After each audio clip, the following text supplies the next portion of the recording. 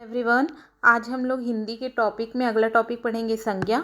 चलो देखते हैं संज्ञा क्या होता है। किसी भी व्यक्ति, वस्तु, जाति, भाव या स्थान के नाम को हम लोग क्या बोलते हैं? संज्ञा बोलते हैं। मनुष्य होगा, अमेरिका, भारत, ये क्या है? एक स्थान है। बचपन और मिठास एक भाव है, और किताब और टेबल क्या है? वस्तु है। तो संज्ञा वो होता है वस्तु और जाति, भाव या स्थान के नाम को जो बोध कराता हो, वो हमारा क्या होता है? संज्ञा।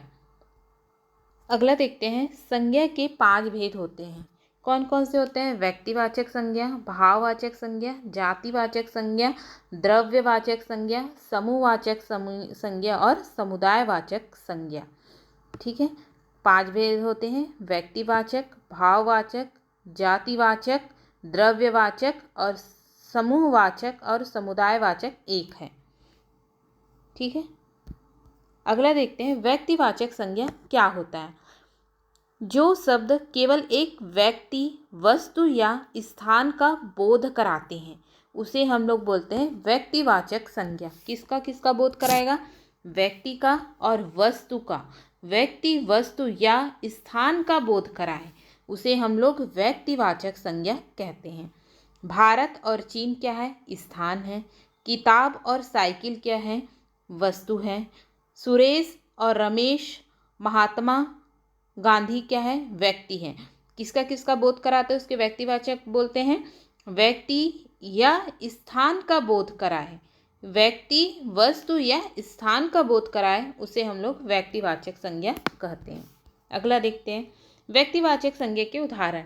रमेश बाहर खेल रहा है।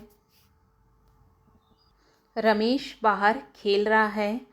दूसरा, महेंद्र सिंह धोनी क्रिकेट खेलते हैं।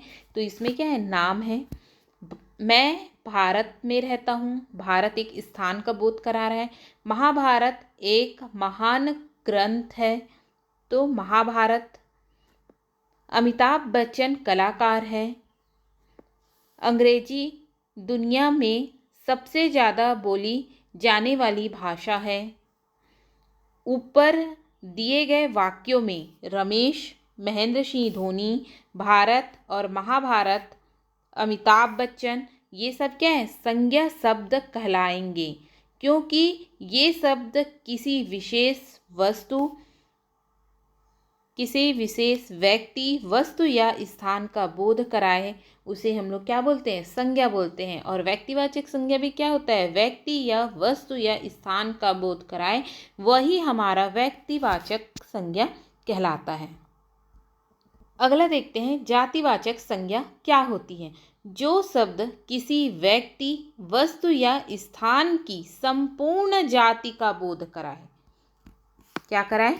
संपूर्ण जाति का बोध कराए, उस शब्द को जातिवाचक संज्ञा कहते हैं। जैसे कि मोबाइल और टीवी। मोबाइल और टीवी क्या है? एक इलेक्ट्रॉनिक है और वस्तु भी है, तो ये भी पता करा रहा है कि वो इलेक्ट्रॉनिक सामान है और वस्तु भी है। गांव, स्कूल, तो क्या है? ये स्थान का बोध करा रहा है। आदमी और जानवर क्या है? ये प्राणी में आएंगे। ठीक है, तो ये भी क्या हो जाएंगे? आपके जातिवाचक संज्ञा। जातिवाचक संज्ञा वो होते हैं जो शब्द किसी वस्तु, व्यक्ति या स्थान का संपूर्ण जानकारी का बोध कराए, उसे हम लोग जातिवाचक संज्ञा कहते हैं। जैसे स्कूल में बच्चे पढ़ते हैं। बिल्ली चूहे खाती है। पेड़ पर पक्षी बैठते हैं। पेड़ में क्या बैठते हैं? पक्षी बैठते हैं। हिरन या शेर शिकार करते हैं। हिरन का शेर शिकार करते हैं। सड़क पर गाड़ियाँ चलती। किस पे चलती है गाड़ी? सड़क पर। पूरा बोध करा रहे हैं ना कि गाड़ी किस पे चलती है? सड़क पर चलती है। उसके बाद सभी प्रजातियों में से मनुष्य सबसे बुद्धिमान है। ठीक है, अब ये भी बता रहे कि सभी प्रजातियों में कौन बुद्धिमान है? तो मनुष्य। तो संपूर्ण जाति का बोध कराए, वही क्या है? जातिवाचक संज्ञा कहलाता है।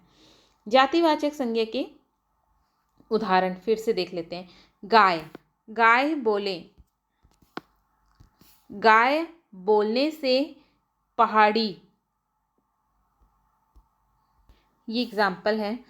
पहाड़ी, हरियाणवी, जर्सी, काली सफ़ेद, देसी विदेशी आदि, ये सभी गायों का बोध आता है।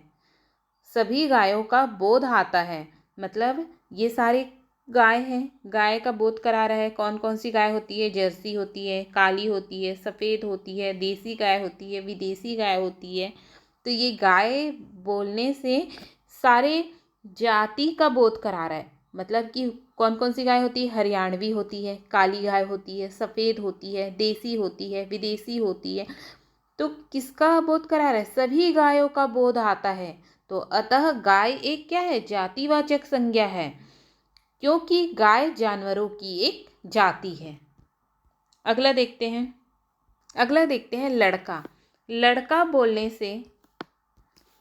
बोलने से सभी तरह के व सभी जगह के लड़कों का बोध होता है, जैसे राम, श्याम, विकास, आकाश, पीटर, मॉनिटर, डेनियल।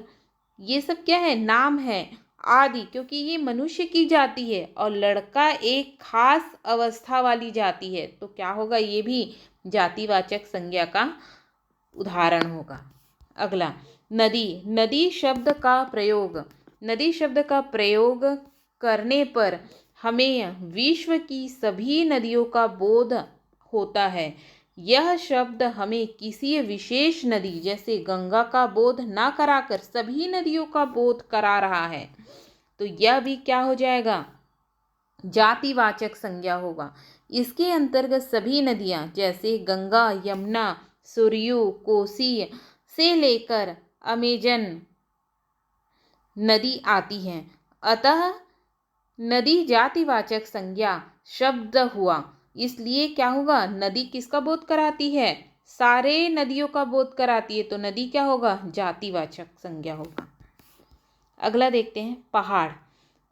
यह शब्द किसी एक विशेष पहाड़ का बोध ना कराकर दुनिया के सभी पहाड़ों का क्या कराती है? बोध कराती है। अतः पहाड़ एक क्या होगा? जातिवाचक संज्ञा होगी। अगला शहर। अब शहर बोले तो क्या होगा? यह एक स्थान सूचक जातिवाचक संज्ञा है। इसके अंतर्गत तमाम शहर आएंगे, जैसे दिल्ली, कोलकाता, चेन्नई, मुंबई, बेंगलोर, वाराणसी, पटना। ये सब क्या है? आपके शहर है। और शहर एक स्थान है और स्थान का बोध कराता है। तो ये क्या होगा? जातिवाचक संज्ञा होगा। अगला होता है भाववाचक संज्ञा। जो शब्द किसी चीज या पदार्थ की अवस्था, दशा या भाव का बोध कराए, उन शब्दों को भाववाचक संज्ञा कहते हैं। जैसे कि बुढ़ापा, जैसे बचपन, मोटापा, मिठास आदि। ये सब क्या है? भाव पैदा हो रही है। अरे मैं मोटी हो गई, है ना, मीठा खाना है, ऐसा हमको भाव उत्पन्न हो रहे हैं ना, इसलिए वो भाववाचक संज्ञा होगा। उसके बाद होता है भाववाचक संज्ञा के उदाहरण। ज़्यादा दौड़ने से मुझे थकान होती है। ज़्यादा दौड़ने से मुझे क्या होती है? थकान होती है। अब थकान क्या है? एक भाव पैदा हो रहा है कि मैं थक गई हूँ। तो ये क्या हो जाएगा? भाववाचक। लगातार परिश्रम करने से सफलता मिलती है। अब ऐसा भाव उत्पन्न हो रहा है कि जो लगातार अच्छा पढ़ेगा तो उससे सफलता मिलेगी। तो सफलता मिलना ये क्या है? भाव पैदा हो रहा है। तुम्हारी आवाज़ में बहुत मिठास है। अब बात करने से ये पता चल रहा है कि तुम जो बोल रही हो उसमें बहुत मिठास है। तो मिठास भी ये क्या है? भाव है। मुझे तुम्हारी आंखों में क्रोध नजर आता है। तो क्रोध भी ये क्या है? भाव है। लोहा एक कठोर पदार्थ है। तो ये भी क्या है? एक भाव है। ऊपर दिए गए वाक्यों में थकान, थकने का भाव, सफलता में सफल होने का भाव और मिठास में मीठे होने का भाव और क्रोध में क्रोधित होने का भाव, यही क्या है? भाववाचक संज्ञा कहलाएगी। अगला होता है द्रव्यवाचक संज्ञा।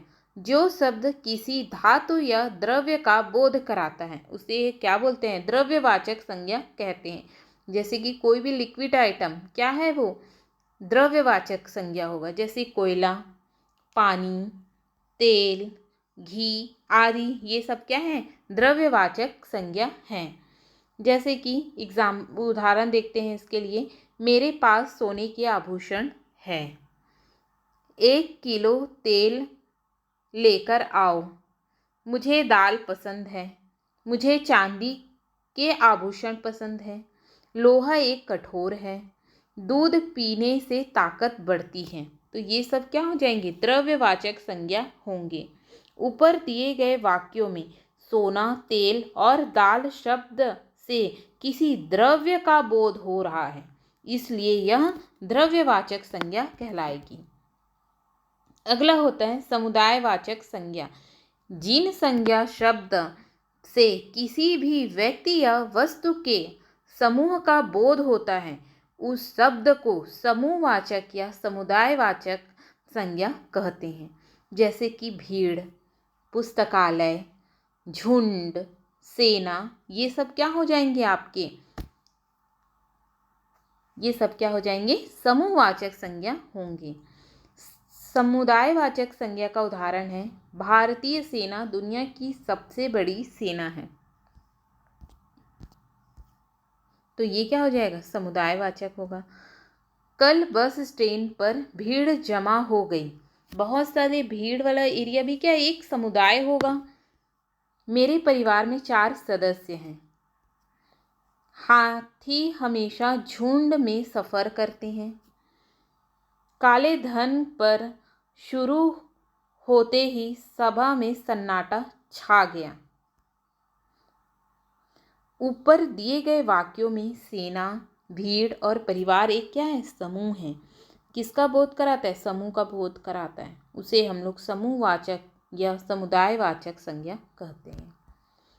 अब हम लोग रोज 8 से 10 विलोम शब्द पढ़ेंगे। विलोम शब्द रोज अगर 10 पढ़ेंगे तो ही याद होगा, अगर अदरवाइज याद नहीं हो पाएगा।